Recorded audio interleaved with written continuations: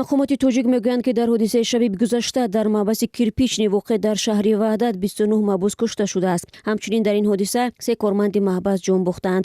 тибқи иттилои хадамоти матбуоти сарраёсати иҷрои ҷазои ҷиноятии вазорати адлияи Тоҷикистон, дар миёни кушташудаҳо Саид Қиёмиддини Ғозӣ, Махсуми Саттор ва Саид Маҳдихон Сатторов маъруф ба Шейх Теймур низ ҳастанд.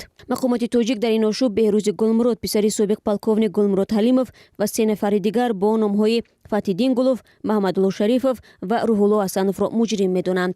бар пояи ин изҳороти сарраёсати иҷрои ҷазои ҷиноятии вазорати адлияи Тоҷикистон, ин афрод дар оғоз 3 корманди маҳбас майор Бурҳониддин Муродов, майор Абдуҷаббор Ҳалимов ва лейтенанти калон Маҳмуд Асоевро бо корт ба қатл расонданд. ба иттилои манбаъ, сипас онҳо аз ҷаримагоҳи ин маҳбас 8 нафар аз маҳбусони дигарро, ки ба гуфтаи мақомот аъзои гурӯҳи давлати исломӣ буданд, озод карда ва сипас 5 нафар аз маҳбусон аз ҷумла Саид Қиёмиддини Ғозӣ, Саттор Каримов маъруф ба Махсуми Саттор ва Саид Маҳдихон Сатторов маъруф ба Шейх Теймурро куштанд.